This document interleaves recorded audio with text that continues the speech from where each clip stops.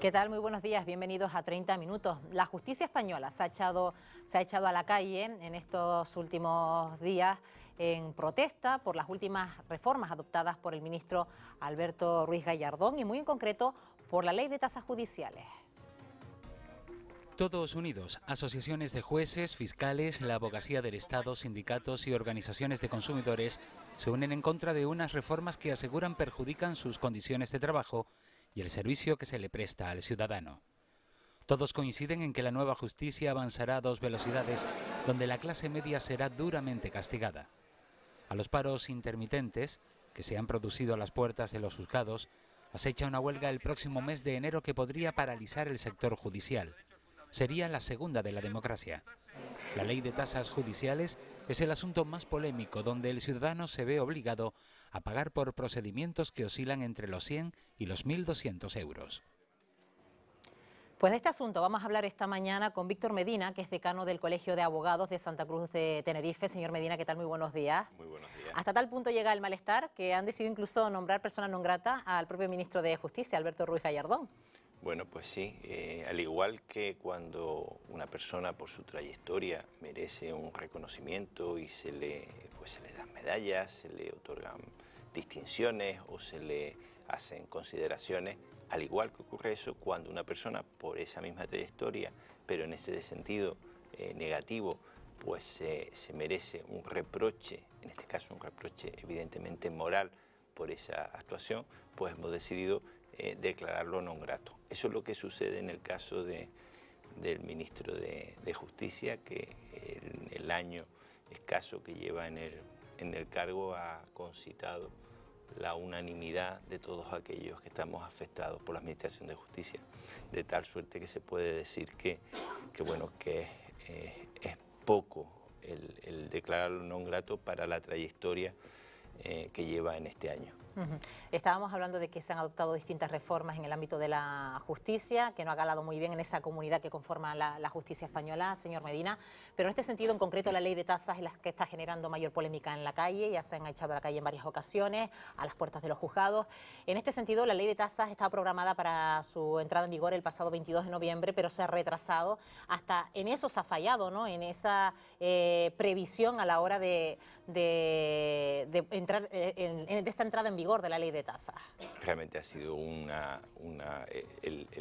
la parte final de la escalada de la incompetencia que adorna al Ministerio. No fueron capaces ni de prever que con la ley tenían que tener dispuestos una serie de modelos de autoliquidaciones, de tal manera que entró en vigor la ley y sin embargo no había modelos. Con lo cual se ha dado la paradoja en que durante este mes, antes sí había unas pequeñas tasas para las grandes sociedades, aquellas que tenían más de 100 millones de euros de facturación. Entonces, durante este mes prácticamente pues no se ha ingresado absolutamente nada porque se había anulado el antiguo modelo que regulaba ese ingreso de las grandes empresas.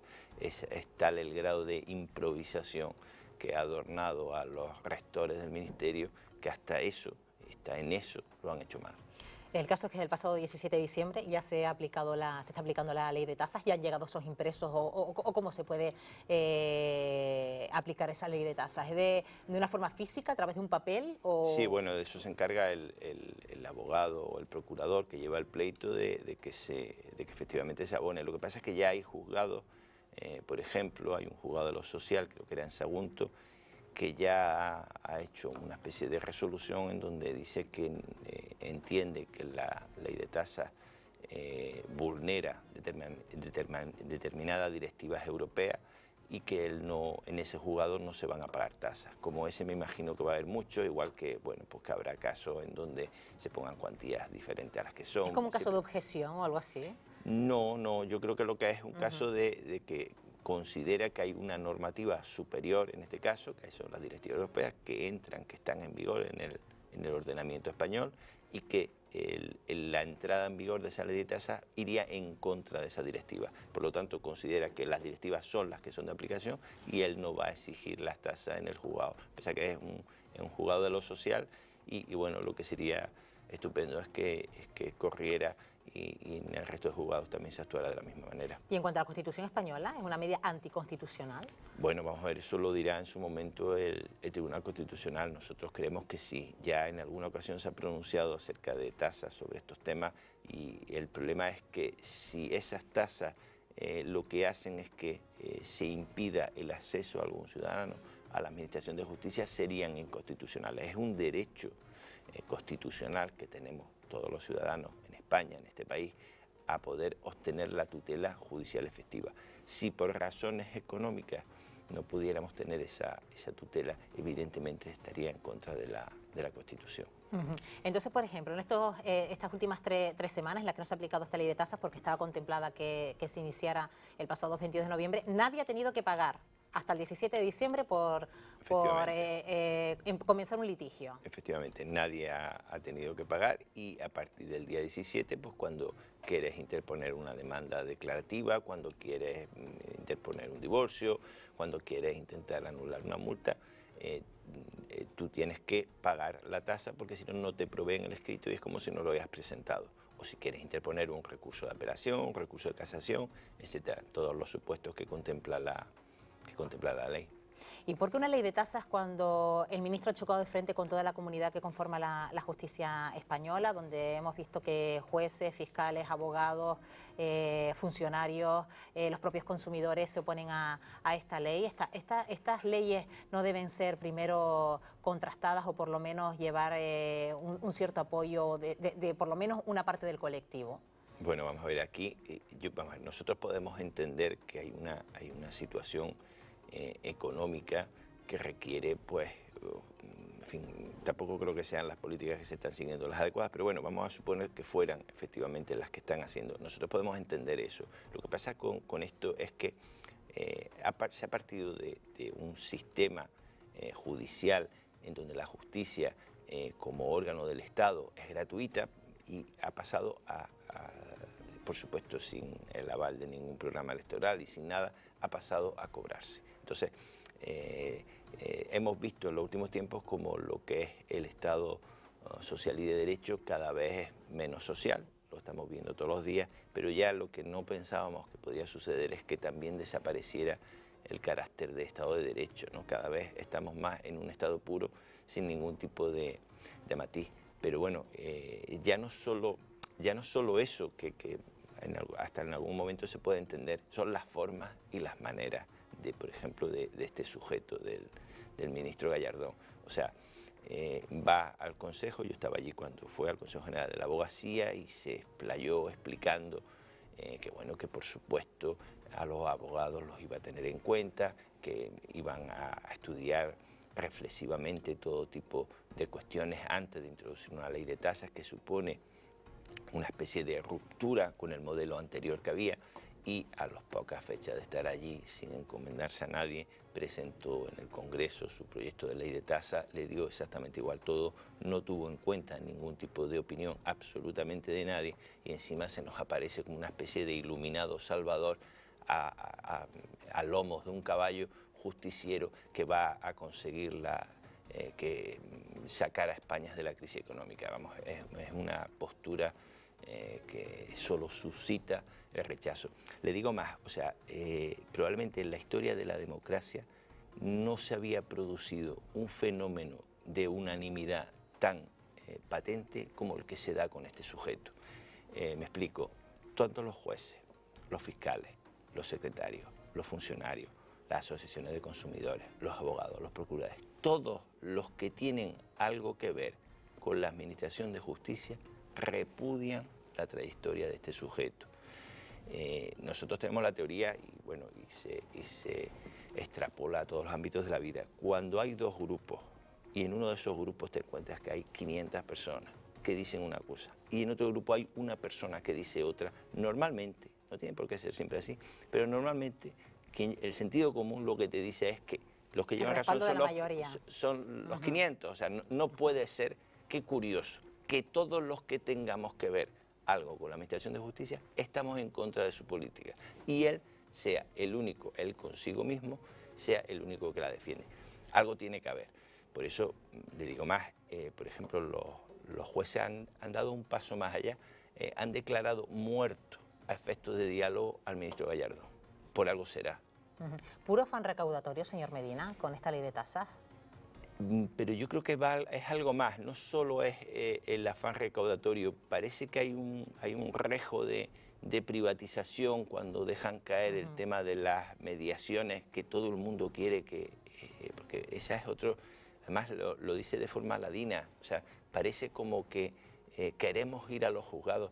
Cuando llega un cliente a un despacho de abogados, lo último es ir al juzgado, eso es lo último. Siempre se buscan las vías de encuentro, porque el juzgado es caro, es negativo, es lento, produce soluciones traumáticas. Y el cliente lo que quiere son soluciones rápidas, ágiles, que no sean traumáticas. Por eso nosotros siempre buscamos la transacción y el acuerdo. Pero la forma en la que este ministro lo plantea y como lo dice es como diciendo, no, es que ustedes llevan los pleitos a los juzgados, pues ahora paguen por ello. Mire, no, hay veces que necesariamente se tiene que acudir al juzgado porque no hay fórmulas de entendimiento, pero no porque nosotros no queramos que se llegue a ese punto de encuentro.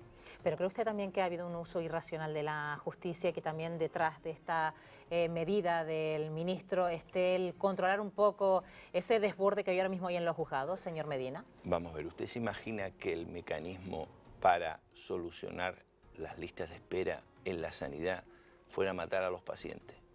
No, es un disparate. O sea, es una cosa que repugna la inteligencia hasta las más bajas y más mediocres. Así no se solucionan los problemas. Pues imponiendo una tasa que supone que solo los que tienen una disponibilidad económica pueden acceder a la administración de justicia, tampoco vas a solucionar el problema. Y lo que estás haciendo es, especialmente eso, es impedir que vayan al juzgado. Si miramos la evolución, la historia de la evolución de la humanidad, del ser humano, nos damos cuenta cómo se puede visualizar en la forma en la que se resuelven los conflictos. Hemos llegado al año 2012 en el que los conflictos entre los seres humanos se resuelven a través de un tercero, que es el juez, que es un profesional independiente y que es el que da la razón en un tribunal de justicia. Esa es la evolución natural de la resolución de los conflictos, la evolución que ha dado el paso del tiempo. Parece como si se quisiera retroceder, se quiere retroceder, se quieren buscar o nos van a hacer buscar otros mecanismos de resolución de los conflictos que desde luego no son tan deseables como el de la Administración de Justicia.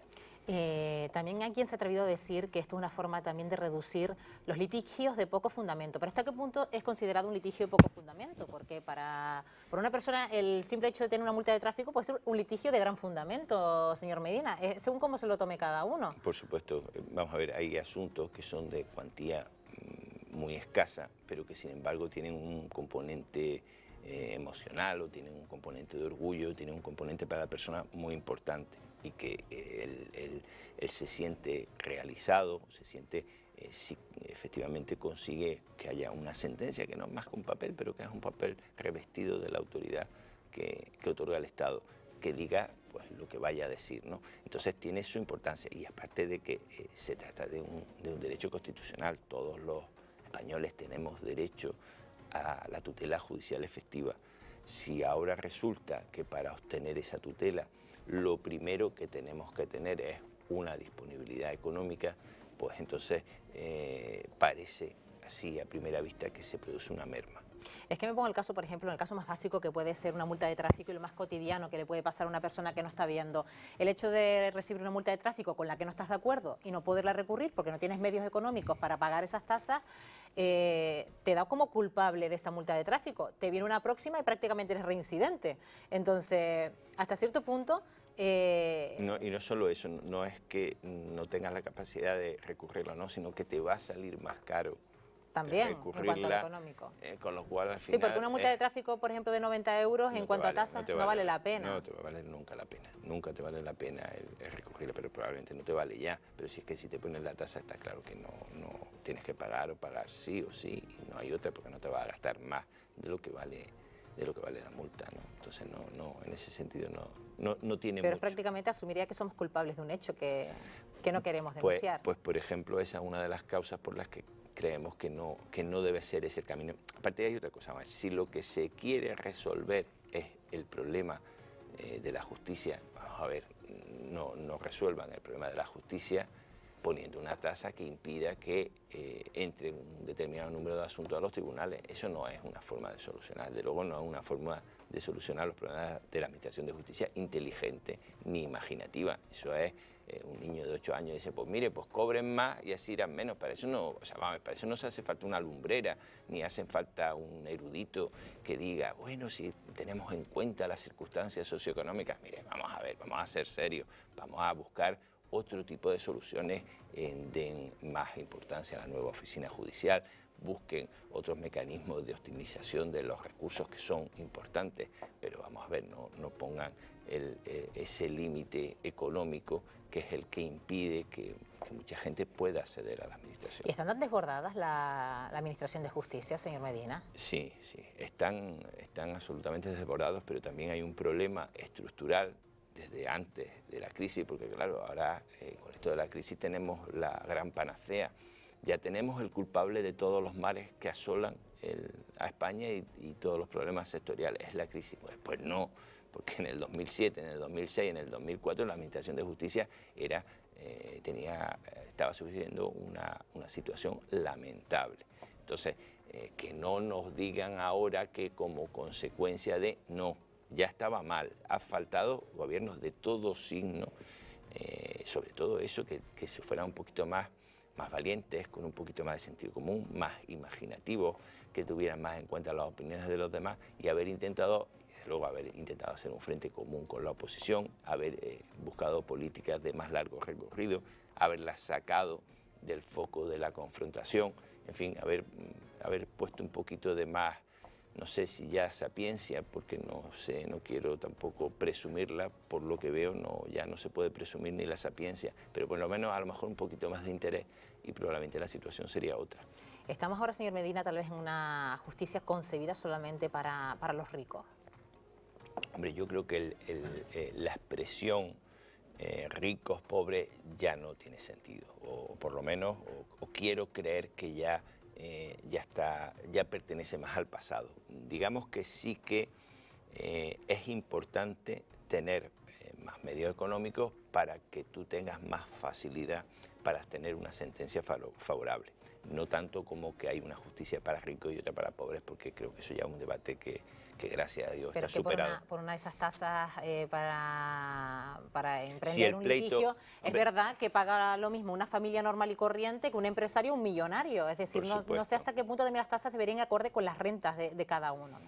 Vamos a ver, lo que se está diciendo poco y hay que tener en cuenta es que tiene dos tipos de componentes en la tasa. Tiene un componente fijo, pueden ser 300, 500, 600 euros, dependiendo, pero tiene un componente variable en función de la cuantía. O sea, vamos a ver, si lo que se está liquidando es las ganancias de un matrimonio, que tampoco es una cosa muy rara en un proceso de separación o divorcio, y se quiere liquidar el bien ganancial que es la casa, y la casa tiene un valor de 120 o 140.000 euros, 200.000 euros, que tampoco es nada disparatado, ya la tasa se multiplica, porque hay que aplicar ese valor del bien que se va a liquidar por la tasa. Entonces ya no estamos hablando de 300 o 600 o 900 euros, sino podemos estar hablando de 4.000 o 3.000 o 5.000 que van en función del importe de ese bien, que es el que está sujeto al pleito. Entonces hay casos, repito, que sí que se puede entender que va a suponer la imposición de la tasa una vulneración del derecho a la tutela judicial efectiva.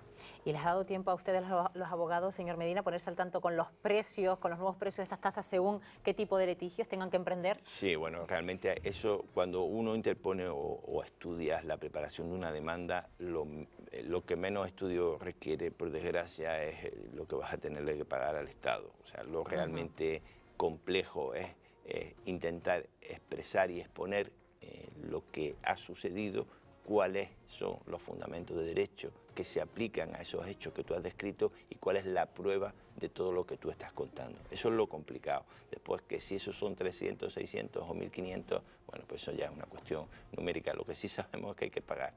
Y entre los litigios más habituales, ¿cuál puede ser el más que le llama la atención por su cuantía? Vamos a ver, es que como va en función de la cuantía del proceso, no es tanto el tipo de litigio, o sea, cualquier juicio, si lo que se está, siempre ponen el ejemplo del accidente de tráfico, que bueno, ese es más raro, o sea, gracias a Dios es más raro que dicen, no, el tetrapléjico, bueno, pues eso, gracias a Dios son pocos y bueno, por supuesto que hay que respetarlo y que hay que tenerlo en cuenta. Pero bueno, pero un accidente normal en el que el coche queda destrozado, pues si estamos hablando de un coche que valía 16.000 euros o 20.000 euros, pues ya tienes que estar, o sea, estás sin coche y te tienes que buscar por lo menos 2.000 o 3.000 euros para pagar la tasa, más lógicamente los profesionales que intervienen en el pleito, porque claro, no se puede olvidar que tú necesitas un abogado, que necesitas un procurador y que tienes que pagarlo, con lo cual resulta que estás sin coche y que como no tengas dinero la llevas cruda, porque es que encima no puedes meter un pleito. Entonces, claro, es una situación que desde cualquier punto de vista que la mires es muy injusta. ¿Y qué le supone esta ley de tasas judiciales al colectivo de abogados, al gremio de abogados, señor Medina? Porque si bien es cierto, mucha gente ahora se va a atrever menos a denunciar y no sé hasta qué punto también reducen el trabajo de los abogados. Evidentemente, vamos a ver, no se puede perder de vista que el contribuyente en la tasa es el ciudadano. O sea, vamos a ver, es aquel que quiere solicitar de la Administración de Justicia un pronunciamiento o no está de acuerdo con el pronunciamiento obtenido y quiere interponer un recurso, es el sujeto pasivo, es el que tiene que pagar. ¿Qué pasa? Que lógicamente el precio del litigio, pues si hay una parte que se tiene que destinar a la tasa, el contribuyente, el ciudadano, pues lógicamente tendrá un límite para pagar y claro que va a afectar. Eso, más la rebaja en el turno, más puede hacer que nuestro colectivo, además hay una creencia popular totalmente errónea, en virtud de la cual se piensa que la situación económica que estamos padeciendo pues propicia que haya más litigio, pues porque hay más impagos o porque hay más situaciones que se prestan. ¿Y no es así, señor Medina? Totalmente al contrario. O sea, vamos a ver, es tan sencillo como que en el momento que hay menos dinero, precisamente al circular menos, hay menos negocio jurídico. Al haber menos negocio jurídico, hay menos controversia, hay menos pleitos y al final hay menos litigio. Aparte de que los pleitos que hay, como el ciudadano, como el que tiene que meterlo, el que se tiene que defender, también tiene menos dinero, pues se gana mucho menos. Quitando los casos coyunturales de los concursos de acreedores, las antiguas suspensiones de pago y también en algunos casos, desgraciadamente, los supuestos laborales, en todo lo demás el bajón es importante. Fíjese que no sé si fue el año pasado o hace 2 años, hasta el índice, el porcentaje de divorcio descendía. ¿Por qué descendía? Es lógico, pues porque no hay dinero. O sea, vamos a ver, si tú estabas pagando una hipoteca que te costaba 700 euros y uno de los dos cónyuges se ha quedado en el paro, no tenían dinero ni para pagar la hipoteca, pues tenían que aguantarse y quedarse juntos. O sea, hasta eso ha descendido. Entonces, ese mito que ronda por la calle de que al abogado le interesa esta situación es totalmente equivocado. De hecho, hay un porcentaje, estamos detectando en el Colegio de Abogados un porcentaje alto de compañeros que han cerrado su despacho y lo están poniendo en su casa. Entonces, suprimen el puesto de trabajo de la secretaria, suprimen el pago del alquiler y se van a su casa y trabajan allí, pues porque no les da, no llega. ¿Y qué papel juegan dentro de la ley de tasas judiciales, señor Medina, el abogado del turno de oficio? Bueno, vamos a ver, en principio las tasas no se aplican a los supuestos de justicia gratuita, con lo cual... Es decir, ¿quiénes están exentos de esas leyes? Los que tengan reconocido el derecho a la asistencia gratuita, que es que dependen del número de personas que compongan la unidad familiar, pero bueno, todo aquel que digamos que es un poco menos de clase media, todo aquel que tenga unos ingresos menores viene a ser como el doble de lo que era antiguamente el salario mínimo interprofesional, que ahora se llama de otra forma, todo aquel que tenga derecho y se le reconozca a la asistencia jurídica gratuita está exento de pagar las tasas, salvo que después venga a mejor fortuna, en cuyo caso sí tendría que pagarlas, pero bueno, digamos que estamos hablando de un porcentaje relativamente bajo de la población, que desgraciadamente cada vez es más alto, porque claro, la situación de incremento en el número de personas sin trabajo, pues hace que se aumente el número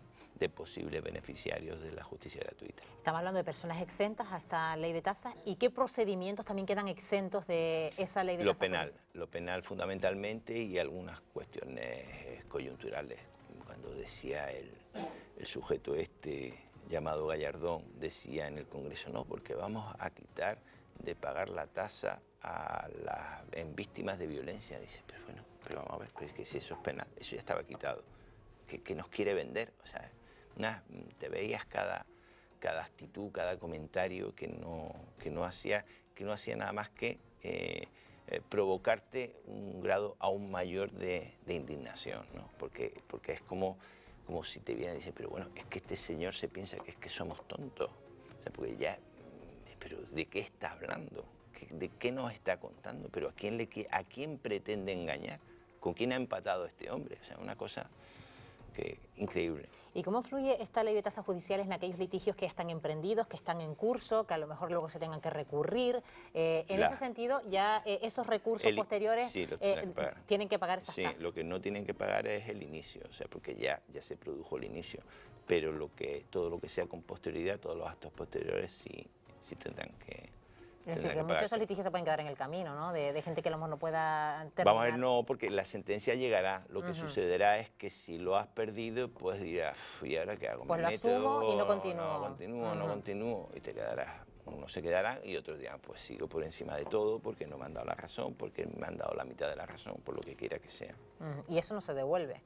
Vamos a ver, en la condena en costas depende, hay una serie de circunstancias en las que se devuelve por la otra parte. O sea, vamos a ver, el vencido... Si la ley de tasas las tasas no se pierden, eso sí, que en el caso de que la sentencia no sea a favor... pierde las tasas. El que pierde el pleito es el que, a veces, en su caso, tendrá que proceder... Asume con todos los costes y aparte de eso con las tasas que pagó la otra persona. Exactamente. ¿No? Y en el caso de una demanda de divorcio donde intervienen dos personas, ¿quién paga las tasas, señor Medina? Vamos a ver, el que acciona, el primero que interpone es el que tiene que pagar las tasas. Y después el que contesta, si quiere recurrir, pues también tendrá que pagar las tasas. Me estaba imaginando, y ya lo comentamos antes de esta entrevista, que la justicia se ha convertido un poco más en el escenario de un restaurante, donde ponen una carta de precios a las puertas del restaurante, la persona que pasa mira los precios y en función de si le es asequible económicamente o no, pues asume uno de esos platos o simplemente pasa de largo porque no puede costearse uno de los platos de ese menú. ¿Puede ser tal vez el símil de lo que se está convirtiendo en la justicia española? Sí, alguna vez he estado intentando buscar un símil y quizás sea el que tú me dices, ¿no? Pues sí, tienes que mirar y en esa carta de precios de ese restaurante también tienes que poner que hay unos profesionales intervinientes que también tienen, y nunca mejor dicho, que comer y tienen que tienen que ser pagados su trabajo, con lo cual todo va sumando y hace que dice, bueno, pero si el pleito, ¿cuánto me va a costar?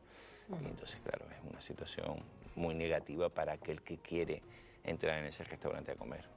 Me estaba poniendo ahora en el caso de las comunidades de vecinos, señor Medina, porque cuando se trata de un procedimiento monitorio, donde se pueden dar reclamaciones de comunidades de propietarios, corríjame usted, porque tampoco estoy muy entendida en la materia, pedir que se le pague a un vecino moroso, ¿cuánto le puede costar una comunidad de vecinos? Aquí se habla de que la cantidad podría ser de 100 euros, pero no sé hasta qué punto las comunidades de vecinos van a desistir también. Pues dependerá de la cantidad de lo que vaya... No, pero vamos a ver, será 100 euros, pero después también tendrás que incrementar en función de lo que vayas a reclamar.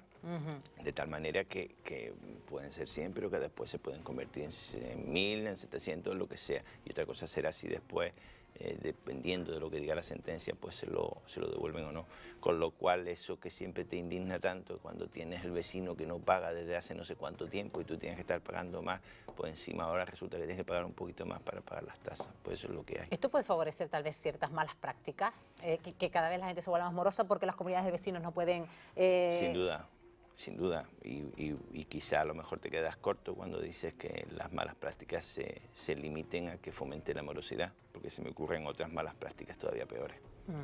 ¿Cómo cuáles? No te lo voy a decir.